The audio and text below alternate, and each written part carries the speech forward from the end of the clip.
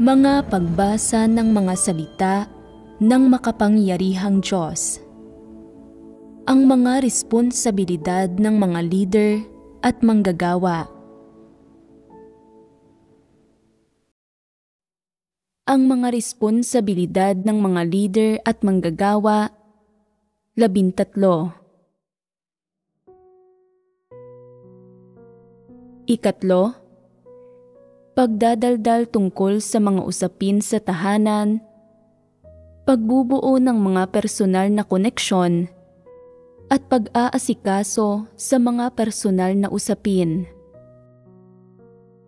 Sunod, magbahagi na naman tayo sa ikatlong issue. Pagdadaldal tungkol sa mga usapin sa tahanan, pagbubuo ng mga personal na koneksyon, at pag-aasikaso sa mga personal na usapin. Ang mga problemang ito na nakapaloob sa ikatlong issue, natatalakayin natin sa ating pagbabahaginan, ay malinaw na hindi dapat mangyari sa buhay iglesia. Kapag namumuhay ng buhay iglesia, pumaparito ang mga tao para kumain at uminom ng mga salita ng Diyos, magbahagi ng mga salita ng Diyos, magbahaginan sa katotohanan, at magbahaginan ng kanilang mga personal na patotoong batay sa karanasan, habang hinahangad din ang mga layunin ng Diyos at ang pagkaunawa sa katotohanan. Kaya, dapat bang pigilan at limitahan ang mga problema gaya ng pagdadaldal tungkol sa mga usapin sa tahanan, pagbubuo ng mga personal na koneksyon, at pag-aasikaso sa mga personal na usapin sa buhay iglesia? Sinasabi ng ilang tao, hindi ba't ayos lang naman na batiin ang isa't isa? Kung medyo malapit sa isa't isa at dati nang magkakilala ang dalawang tao, at nagkita sila sa panahon ng buhay iglesia at nagkwentuhan ng kaunti, iyon ba ay pagdadaldalan tungkol sa mga usapin sa tahanan? Dapat din ba itong limitahan? Ito ba ang mga uri ng problemang tinutukoy ng ikatlong issue? Malinaw na hindi. Kung pati ang mga simple at magalang na pagbati ay lilimitahan, matatakot na ang mga tao na mag-usap kapag nagkita sila sa hinaharap. Ang ikatlong issue, pagdadaldal tungkol sa mga usapin sa tahanan, pagbubuo ng mga personal na koneksyon, at pag-aasikaso sa mga personal na usapin, ay maaaring binubuo lang ng tatlong terminong ito. Pero ang mga problemang kinakatawan ng mga terminong ito ay hindi mga simple at magalang na pagbati o pag-uusap. Ang mga ito ay masasamang kilos na maaaring gumambala, gumulo, at sumira sa buhay iglesia. Dahil bumubuo ng mga pagambala at panggugulo ang mga ito, karapat-dapat na pagbahaginan ang mga ito. Ano ang dapat pagbahaginan? Kung aling mga problema, kung aling mga salita ang sinasabi ng mga tao, kung aling mga bagay ang ginagawa nila, at kung aling pananalita, pag-uugali, at pagkilos ng mga tao ang maaaring umabot sa antas ng pagambala at panggugulo sa gawain ng iglesia. Talakayin natin ang ilang partikular na halimbawa para makita natin kung malubha ba ang mga problemang ito, kung nagdudulot ba ang mga ito ng mga pagkagambala at kaguluhan, at kung dapat bang pigilan at limitahan ang mga ito. Sa buhay iglesia, ang ilang tao ay madalas magkwentuhan tungkol sa mga walang kabuluhang usapin sa tahanan at tungkol sa sarili nilang mga kuro-kuro at ideya na para bang ang mga ito ang mga pangunahing paksa ng talakayan. Sinasabi niya, "Napakadilim ng lipunan ngayon. Sobrang nakakapagod na makisalamuha at mamuhay kasama ng mga walang pananampalataya. Kayang gawin ng mga walang pananampalataya ang kahit ano. Talagang hindi na ito kayang tiisin." Sinasabi naman ng ilang kapatid, "Nananampalataya tayo sa Diyos. Anuman ang mga sitwasyong kinakaharap natin, dapat magawa nating kumilatis at hanapin ang katotohanan at ang mga landas ng pagsasagawa. Kung namumuhay ka ng ganito, hindi ka makakaramdam ng matinding pagod." Pero sinasabi niya, "Ang salita ng Diyos ay ang katotohanan, pero hindi ito ang lunas sa lahat ng bagay. Nag-alala ako noon na baka may ibang babae ang mister ko, at totoo nga ito. Nakahanap siya ng mas bata at mas maganda kaysa sa akin. Paano na ako ngayon mabubuhay?" Habang nagdadaldal ng ganito, nagsimula siyang umiyak ng malungkot. Ang pagsasalita niya sa ganitong paraan ay nag-uudyok na maging malungkot ang ilan. Ang ilan na nakaranas ng parehong sitwasyon sa kanya ay agad niyang nakapalagayang loob at nagsimula silang magkwentuhan doon mismo. Sa loob ng 2 oras na pagtitipon, detalyado niyang tinalakay kung paanong nagtalo sila ng mister niya pagkatapos nitong mga liwa, kung paanong sinubukan niyang mag-isip ng mga paraan para ilipat ang kanilang ari-arian bilang mag-asawa, kung paanong kumonsulta siya sa isang abogado para maiwasan ang mga kawalan pagkatapos ng diborsyo, at marami pang iba.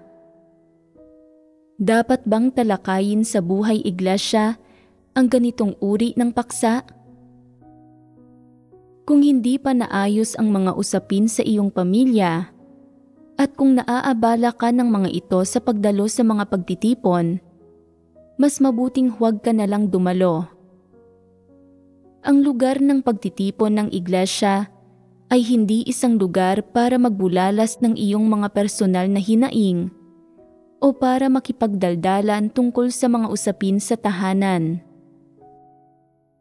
Kung nahaharap ka sa mga suliranin sa tahanan at ayaw mong maipit, mapigilan o malimitahan ng mga isyong ito, at gusto mong hanapin ang katotohanan para maunawaan ang layunin ng Diyos, at gusto mong bitiwan ang lahat ng ito, kung gayon, maaari kang dagliang magbahagi ng iyong mga problema sa panahon ng pagtitipon, nang sa gayon ay makipagbahaginan ang mga kapatid sa katotohanan para matulungan ka.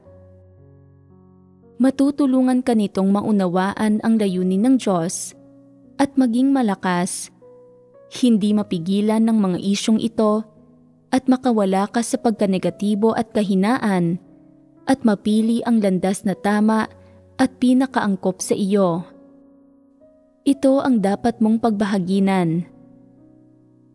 Gayunpaman, kung dadalhin mo sa buhay iglesia ang mga nakakairitang walang kabuluhang bagay na ito na mula sa iyong bahay para ibuhos at gawing paksa ng pangangaral, at karamihan sa mga tao dahil nahihiya sila ay hindi ka pinipigilan o hindi sumasabad sa iyo. Bagkus ay nag-iipon lang sila ng pasensya at pinipilit nila ang kanilang sarili na makinig sa iyo, na magsalita ng mga nakakairitang walang kabuluhang bagay na ito. Angkop ba ito? Ito ba ay pagpapakita ng pagmamahal? Ito ba ay pagiging matiisin at mapagpasensya? Nagsanhi na ng mga kaguluhan sa buhay iglesia ang pag-uugali mong ito. Sino ang nagdurusa dahil dito? Ang hinirang na mga tao ng Diyos. Lalo na sa kapaligiran ng mainland China, kung saan hindi madali ang pagtitipon at kailangang magtago ang mga mananampalataya kung saan-saan at kailangan pang i-schedule ng maaga ang mga bagay-bagay. Kung may isang taong naglalabas ng lahat ng nakakairitang usaping pangtahanan sa lugar ng pagtitipon para marinig at pag-usapan ng lahat, angkop ba ito?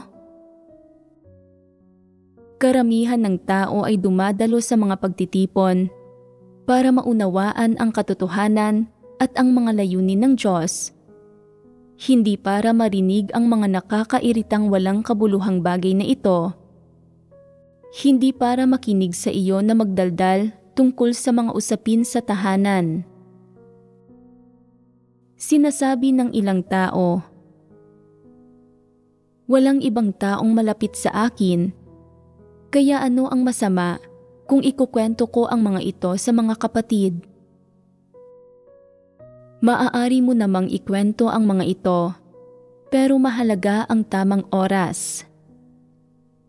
Sa labas ng mga oras ng pagtitipon, basta't handang makinig ang kabilang panig, maaari mong ikwento ang mga ito.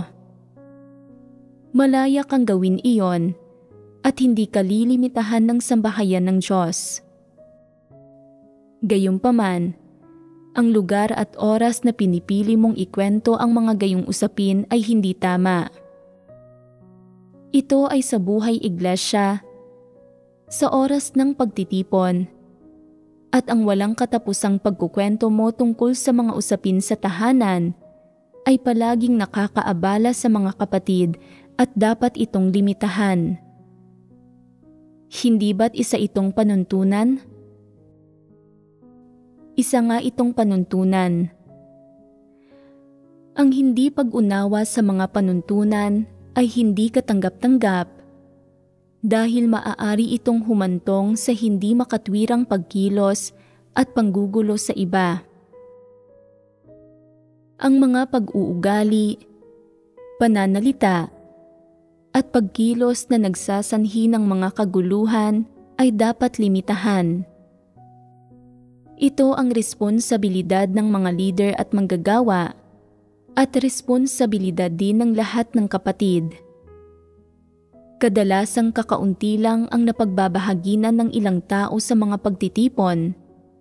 Pero sa tuwing lumilitaw ang mga isyu sa kanilang buhay pamilya, ikinukwento nila sa iba ang mga nakakairitang walang kabuluhang bagay na ito para pakinggan ng mga ito. Obligado bang makinig ang iba? Obligado ba silang husgahan kung ano ang tama at mali para sa iyo? Wala silang mga gayong obligasyon. Ang mga bagay na iyon ay mga personal mong usapin at dapat mong pangasiwaan ang mga ito ng mag-isa. Hindi mo dapat ikwento ang iyong mga personal na usapin sa oras ng pagtitipon. Labag ito sa mga panuntunan at hindi ito makatwiran at dapat limitahan ang gayong pag-uugali. Ang mga anak ng ilang tao ay pumapasok sa unibersidad at nagsisimula silang mag-alala tungkol sa kinabukasan ng kanilang mga anak. Naghahanap sila ng mga koneksyon para sa mga ito. Palaging nag-iisip-isip. Walang sino mang opisyal ng gobyerno sa pamilya namin. Anong uri ng trabaho ang mahahanap ng anak ko kapag nagtapos na siya sa unibersidad? Paano ang kinabukasan niya? Makakaya ba niya akong suportahan sa pagtanda ko? Kailangan kong humanap ng paraan para masiguro na mayroon siyang magandang trabaho sa pagtatapos niya ng pag-aaral. Kapag dumadalo sa mga pagtitipon, sinasabi nila, "Napakamasunurin ng anak ko. Bukod sa sinusuportahan niya ang pananalig ko sa Diyos, Gusto rin niyang manampalataya kapag nagtapos na siya sa unibersidad. Gayunpaman, may isang problema. Kahit nananampalataya kami sa Diyos, kailangan pa rin naming maghanap buhay, hindi ba?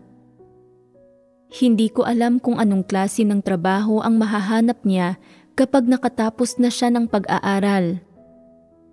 Ano bang mga trabaho ngayon ang mataas ang sahod? Sister, ganito at ganyan. Nabalitaan ko na manager ang mister mo. Maaari kaya siyang makatulong? May pinag-aralan ang anak ko. Marami na siyang karanasan. Mas mahusay ang kakayahan niya kaysa sa akin at magaling siya sa computer. Maaari siyang gumawa ng mga tungkulin sa sambahayan ng Diyos sa hinaharap. Pero sa ngayon, kailangan munang malutas ang usapin ng paghahanap ng trabaho. Mahihirapan siya kung hindi siya makakahanap ng trabaho. Sa tuwing dumadalo sila sa pagtitipon, binabanggit nila ang mga usaping ito at hindi na natatapos ang usapan. Tinitingnan nila kung sino ang maaaring makisimpatya sa kanila at pagkatapos, hinahangad nilang makabuo ng koneksyon sa mga taong iyon. Sa mga pagtitipon, sinusubukan nilang makipaglapit sa mga taong ito. Pinagbibigyan ang hilig ng mga ito at nagbibigay pa nga sila ng mga regalo. Nagdadala ng masasarap na pagkain o bumibili ng maliliit na item para sa mga taong ito minsan. Hindi ba't ito ay pagbuo ng mga personal na koneksyon at paglalatag ng pundasyon?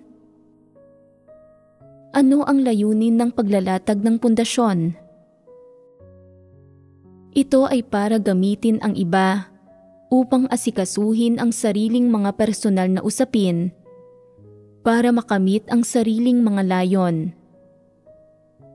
Sa mga pagtitipon, ayaw nilang makinig sa mga kapatid na nagbabahagi ng mga patotoong batay sa karanasan ng mga ito. Hindi nila pinapansin ang anumang gawain na isinasaayos ng sambahayan ng Diyos para sa kanila at ayaw nilang makinig sa mga kapatid na nagtatangkang tumulong at magpayo sa kanila tungkol sa kanilang kalagayan. Partikular lang silang masigasig tungkol sa paghahanap ng trabaho ng anak nila. Walang katapusan nila itong tinatalakay. Hindi lang nila ito sinasabi sa sinumang nakikita nila, kundi pati na sa oras ng mga pagtitipon. Sa madaling salita, labis silang nakatuon sa usaping ito at pinagsisikapan nila ito ng husto. Sa bawat pagtitipon, kailangan nilang kumuha ng kaunting oras mula sa mga kapatid para pag-usapan ang bagay na ito.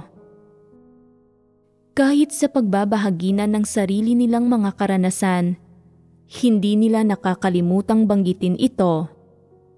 Nagsasalita sila hanggang sa mawala ng pasensya at masuklam na ang lahat, at karamihan sa mga tao ay masyadong nahihiyang pigilan sila. Sa puntong ito, dapat tuparin ng mga leader at manggagawa ang kanilang responsibilidad at limitahan ang mga taong ito. Sabihin, alam ng lahat ang sitwasyon mo. Kung may sino mang kapatid na handang tumulong, personal na ugnayan na ninyo iyon. Kung ayaw tumulong ng iba, hindi mo sila dapat pilitin.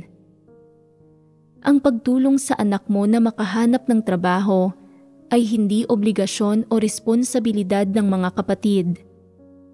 Personal mong usapin ito at hindi nito dapat ubusin ang mahalagang oras ng mga kapatid sa pagkain at pag-inom ng mga salita ng Diyos at sa pagbabahaginan sa katotohanan. Huwag mong pakialaman ang pagkain at pag-inom ng iba sa mga salita ng Diyos sa pamamagitan ng pagbabahagi tungkol sa mga personal mong usapin. Pagkatapos ng pagtitipon, Pwede kang makipag-usap at humingi ng tulong sa sino mang gusto mo, pero huwag mong gamitin ang oras ng pagtitipon para pag-usapan ito. Ang paggamit sa oras ng pagtitipon para sa pag-asikaso ng mga personal na usapin ay hindi makatwiran at kahiya-hiya. Isa itong pagpapamalas ng panggugulo sa buhay iglesia. Dapat matigil na rito ang usaping ito. Ito ang dapat gawin ng mga leader at manggagawa.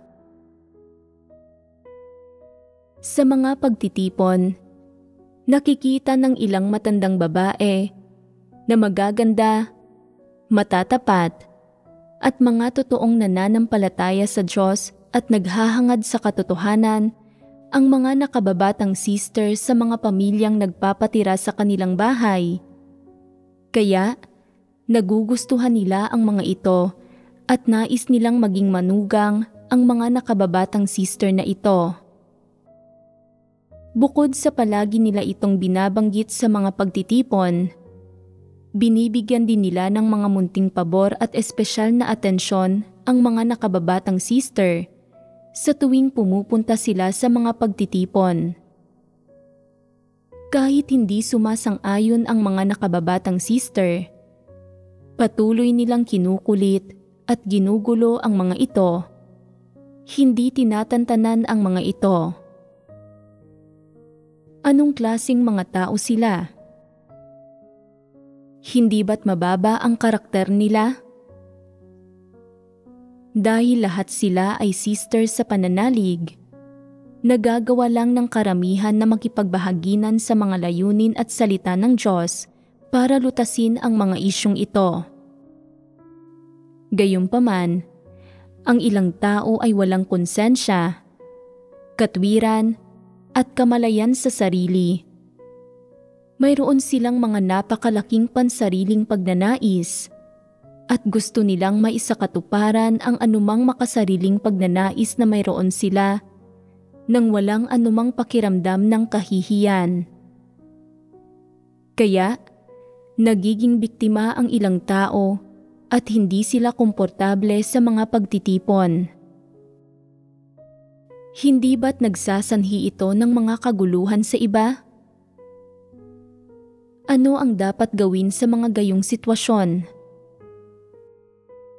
Dapat kumilos ang mga leader ng iglesia para limitahan at alisin ang ganitong uri ng mga usapin sa buhay iglesia at sa mga kapatid.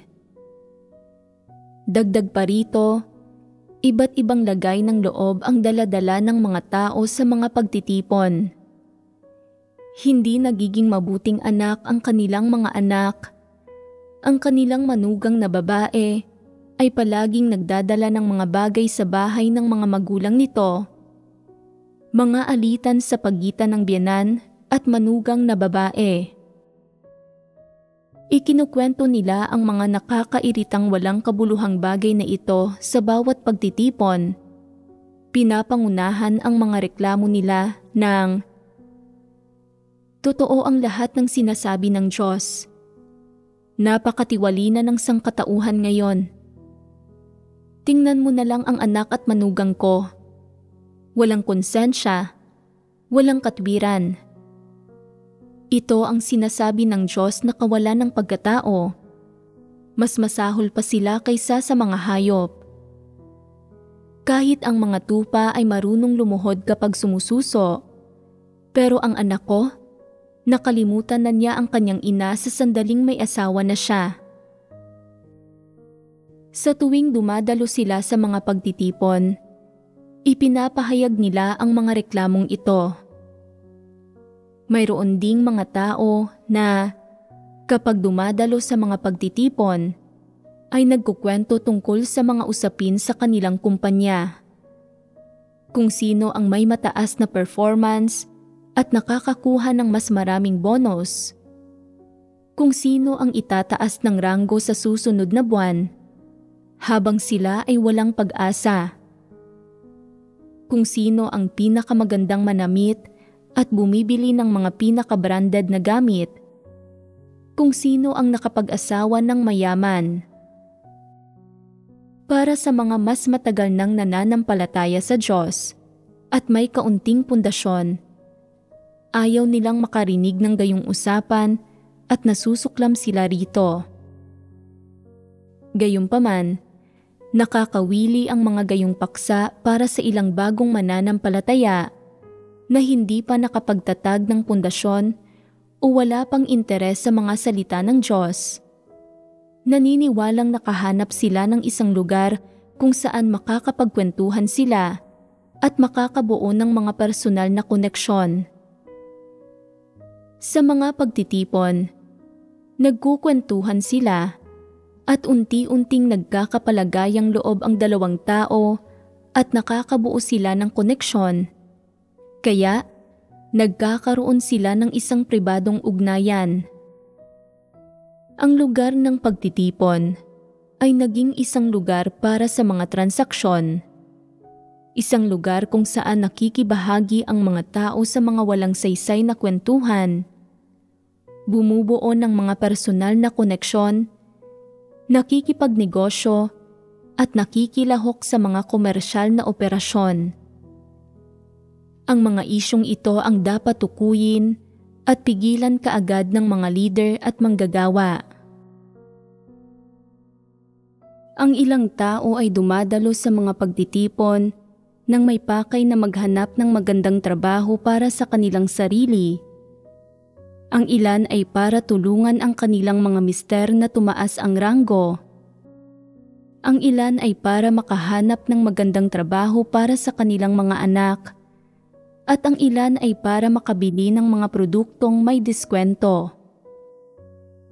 Ang iba naman ay dumadalo para makahanap ng magaling na doktor para sa may sakit sa kanilang pamilya nang hindi na kailangang magbigay ng napakaraming regalo. Sa madaling salita, itinuturing ng mga hindi mananampalatayang ito na hindi naghahangad sa katotohanan at may mga lihim na motibo ang oras ng mga pagtitipon sa iglesia bilang ang pinakamainam na pagkakataon para bumuo ng mga personal na koneksyon at asikasuhin ang mga personal na usapin. Kadalasan, sa ilalim ng pagkukunwaring pakikipagbahaginan ng mga salita ng Diyos o pagkilala sa buktot na mundong ito at sa diwa ng tiwaling sangkatauhang ito, binabanggit nila ang kanilang sariling mga suliranin at mga usaping nais nilang talakayin. Unti-unting inilalantad sa huli ang kanilang mga nakatagong makasariling motibo at mga personal na usaping nilalayo nilang matapos. Inilalantad nila ang sarili nilang mga layunin at maling ipinapaniwala sa iba na nahaharap sila sa mga suliranin. Iminumungkahi na dapat magpakita ang lahat ng pagmamahal at tumulong sa kanila ng walang kondisyon at nang walang inaasahang anumang kapalit. Nagpapanggap silang nananampalataya sa Diyos para masamantala ang iba't ibang butas sa sistema. Naghahanap sa mga lugar ng pagtitipon ng mga magiging kaibigan at iyong mga makakagawa ng mga bagay-bagay para sa kanila. May ilan na gustong bumili ng kotse na may presyong mapagkakasunduan at tinitingnan nilang mabuti ang mga kapatid para malaman kung sino ang nagtatrabaho sa mga tindahan ng sasakyan o kung sino ang may mga koneksyon sa may-ari ng tindahan ng sasakyan. Kapag natukoy na nila ang kanilang target, umaaksyon na sila, nakikipaglapit sa kapatid na ito at bumubuo ng mga koneksyon. Kung ang individual na iyon ay mahilig magbasa ng mga salita ng Diyos, madalas nilang binibisita ang bahay nito para magkasama silang magbasa ng mga salita ng Diyos at nauupo sila sa tabi nito sa mga pagtitipon at nakikipagpalitan ng kanilang impormasyon pang-kontak. Pagkatapos, nagsisimula na sila ng kanilang pag-atake, determinadong hindi sumuko hanggang sa makamit nila ang kanilang layunin. Ang lahat ng ito ay mga isyung madalas na lumilitaw sa loob ng iglesia at sa mga tao. Kung ang mga isyung ito ay lumitaw sa mga lugar ng pagtitipon at sa oras ng mga pagtitipon, magdudulot ang mga ito ng mga pagkagambala at kaguluhan sa buhay iglesia na nakakaapekto sa buhay iglesia. Kung walang buhay iglesia sa isang iglesia sa loob ng mahabang panahon, nagiging isang grupong panlipunan ang iglesyang iyon, isang lugar ng pakikipagtransaksyon, isang lugar ng pagbuo ng mga personal na koneksyon, paghahanap ng mga pabor gamit ang mga hindi opisyal na paraan at pag-aasikaso ng mga personal na usapin. Nagbabago ang kalikasan ng lugar na ito. At ano ang mga kahihinatnan nito? Sa pinakamababa, nauuwi ito sa pagkawala ng buhay iglesia. Ibig sabihin, ang pagkawala ng mahalagang oras na ginugol sa pagdarasal pagbabasa ng mga salita ng Diyos kasama ang mga kapatid at sa pag-unawa sa katotohanan. Higit pa riyan, at ang pinakamahalaga, humahantong ito sa pagkawala ng mahalagang pagkakataon para gumawa ang banal na espiritu, para bigyang liwanag ang mga tao na makaunawa sa katotohanan. Ang lahat ng ito ay pumipinsala sa buhay pagpasok ng mga tao. Kaya naman, para sa ikabubuti at buhay pagpasok ng hinirang na mga tao ng Diyos, at upang maging responsable sa buhay ng lahat, kinakailangang pigilan at limitahan ang mga gayong individual. Ito ang gawaing dapat gawin ng mga leader at manggagawa. Siyempre, kung kayang kilatisin ng mga ordinaryong kapatid ang mga taong ito at ang kanilang mga kilos, dapat din silang tumindig para tumanggi at magsabi ng hindi sa mga ito. Lalo na habang namumuhay ng buhay iglesia, na siyang pinakamahalagang oras para sa mga tao.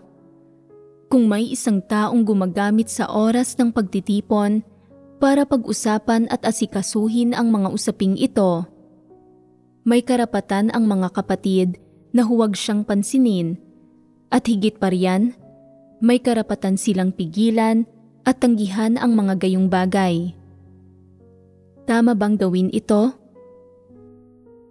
Iniisip ng ilang tao na ang ginagawang ito ng sambahayan ng Diyos ay nagpapakita ng kawalan ng pagmamalasakit sa tao. Normal ba na pagkatao ang pagmamalasakit sa tao? Umaayon ba sa katotohanan ang pagmamalasakit sa tao? Kung mayroon kang pagmamalasakit sa kapwa-tao at ginagamit mo ang oras ng pagtitipon para sa mga personal mong usapin at nagpapasama at nagpapasuporta ka pa nga sa karamihan ng tao, kinakamtan ang layunin mong asikasuhin ang mga personal mong usapin at ginugulo ang normal na kaayusan ng pagbabasa ng hinirang na mga tao ng Diyos ng kanyang mga salita at ang pagbabahagi na nila sa katotohanan, at nagiging dahilan para mawalan sila ng mahalagang oras na ito. Patas ba ito para sa kanila? Umaayon ba ito sa pagkakaroon ng pagmamalasakit sa tao? Ito ang pinaka-di makatao at immoral na pamamaraan, at dapat tumindig ang mga tao at tuligsain ito.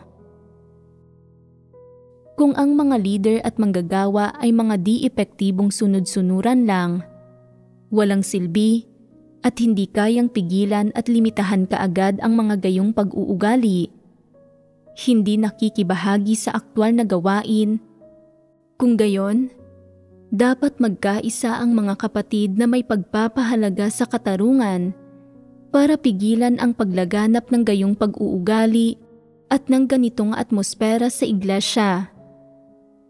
Kung ayaw mong mawala ang mahalagang oras sa pagbabasa ng mga salita ng Diyos at pagbabahaginan sa katotohanan. Kung ayaw mong magulo ang iyong buhay pagpasok at magdusa ng mga kawalan na sumisira sa pagkakataon mong maligtas, kung gayon, dapat kang tumindig para tanggihan, pigilan, at limitahan ang mga pangyayaring ito. Ang paggawa nito ay angkop at naaayon sa mga layunin ng Diyos. Ang ilan sa inyo ay nahihiyang gawin ito. Maaaring nahihiya ka, pero ang mga masamang tao ay hindi. May lakas ng loob silang kunin ang iyong mahalagang oras ng pagtitipon, ang oras para gumawa ang banal na espiritu at bigyang liwanag ka ng Diyos. Kung nahihiya kang tanggihan sila, nararapat lang sa iyo ang kawalan sa buhay mo.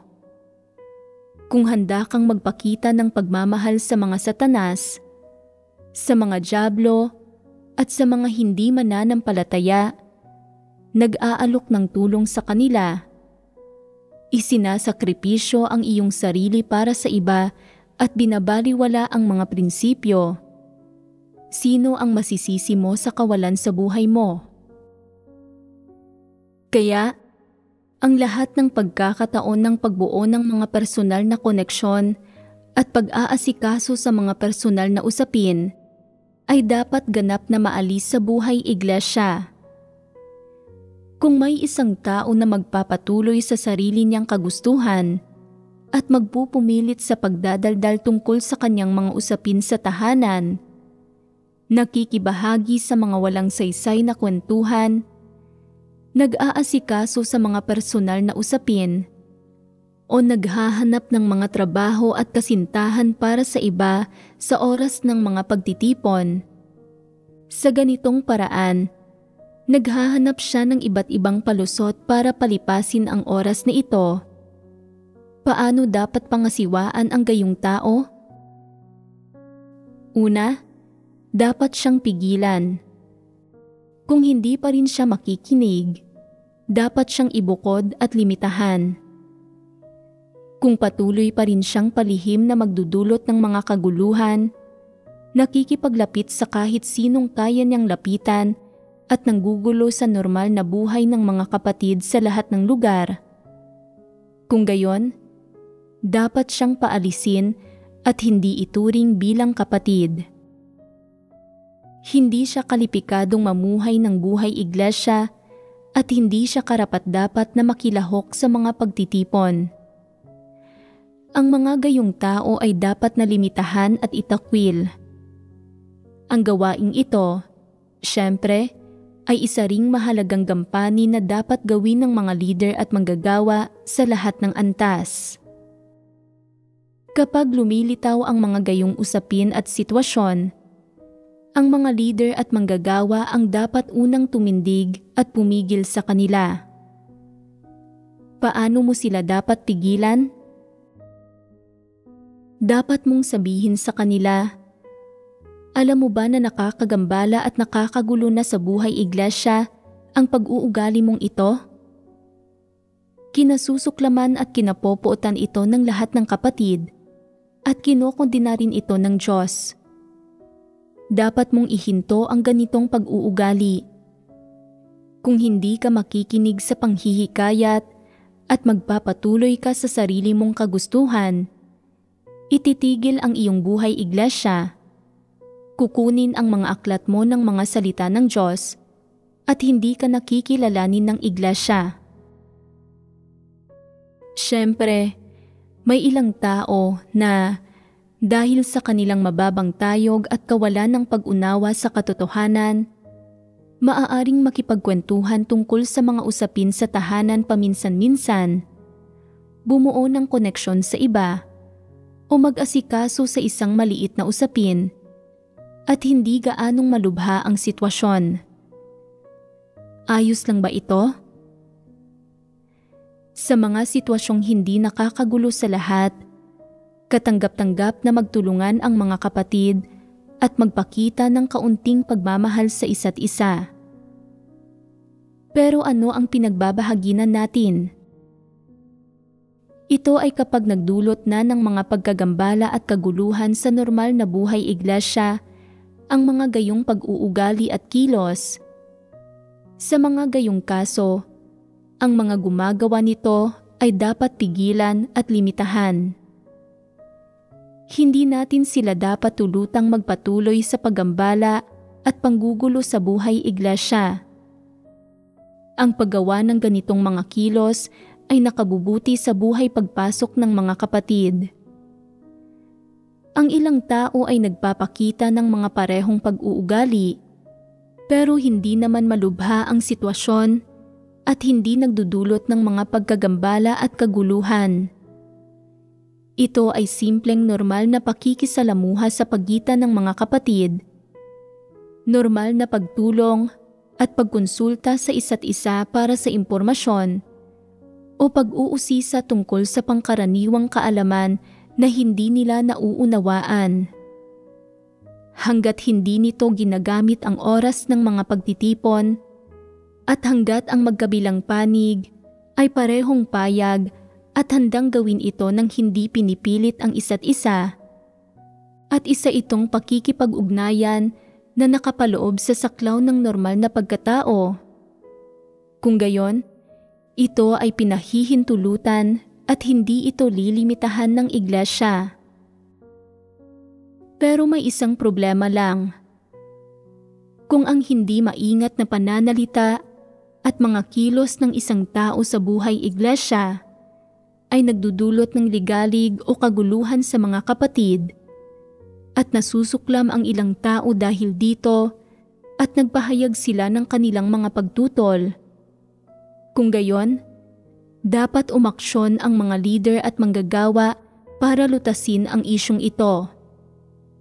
O kaya naman, kung iniulat na ng iba ang isang tao, sinasabi na hindi nakikipagbahaginan ng mga salita ng Diyos ang taong ito sa mga panahon ng pagtitipon, bagkus ay nagdadaldal tungkol sa kanyang mga usapin sa tahanan at bumubuo ng mga personal na koneksyon.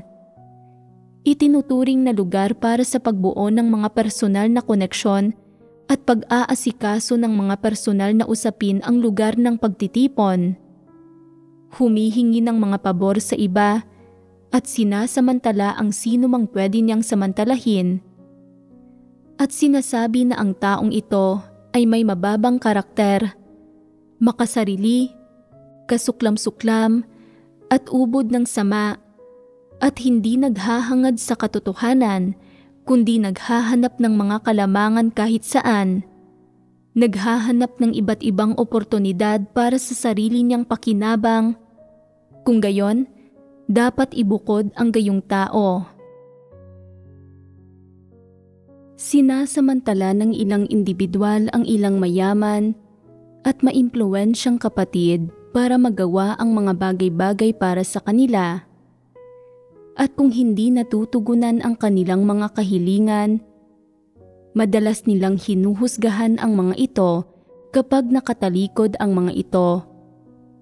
Sinasabi na walang pagmamahal at hindi tunay na mananampalataya ang mga taong ito, at gusto pa nga nilang iulat ang mga ito. Nakatagpo na ba kayo ng mga gayong individual? Hindi ba't dapat harapin ang mga gayong tao? Kapag nahaharap sa mga gayong sitwasyon, ano ang dapat gawin? Dapat kumilos ang mga leader at manggagawa para lutasin ang issue. Kumikilos ng naaayon sa mga prinsipyo para tiyakin na hindi nagugulo ang mga kapatid. Maliban na tumanggi ang isang tao na gawin ang isang bagay para sa kanila, ang hindi ba pagtulong sa kanila ay katumbas ng hindi pagsasagawa sa katotohanan o ng kawalan ng pagmamahal sa Diyos? Malayang gawin ng isang tao kung nais ba niyang tulungan ang iba. May karapatan siyang pumili. Hindi itinatakda ng sambahayan ng Diyos na dapat magtulungan ang mga kapatid sa paglutas ng mga suliraning pampamilya, sa loob ng buhay iglesia.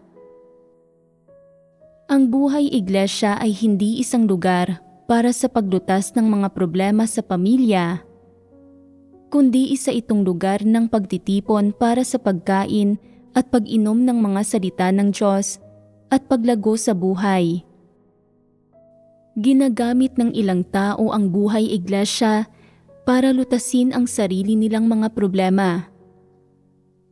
Anong mga kahihinatnan ang maaaring idulot nito? Hindi ba't nakakaapekto ito sa pagkain at pag-inom ng hinirang na mga tao ng Diyos ng salita ng Diyos at sa pagsangkap nila ng katotohanan sa kanilang sarili? Maaaring lutasin ng pribado ang mga personal na problema sa buhay kasama ang mga kapatid. Hindi na kailangang dalhin ang mga ito sa buhay iglesia para lutasin.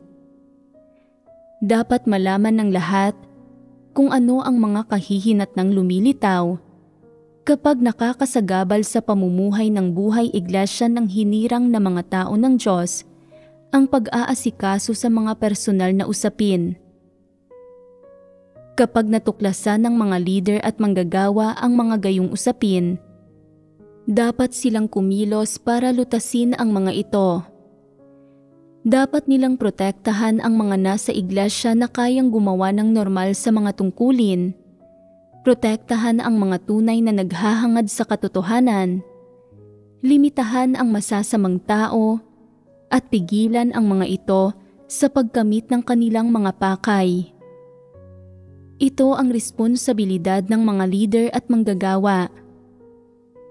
Dapat magkaroon ng mga malinaw na pagkakaiba patungkol sa kung paano tinatrato ang mga normal na kaso ng ikatlong issue, kung anong mga pagpapamalas ang may malubhang kalikasan o may malulubhang kalagayan, at kung aling mga klase at mga pagpapamalas ang maituturing na mga pagambala at panggugulo. Kapag malinaw nang natukoy ang kalubhaan ng isang pangyayari, dapat itong pangasiwaan ayon sa kalikasan nito. Ito ay isang bagay na dapat maunawaan ng mga leader at manggagawa, at ito rin ay isang bagay na dapat maarok ng lahat.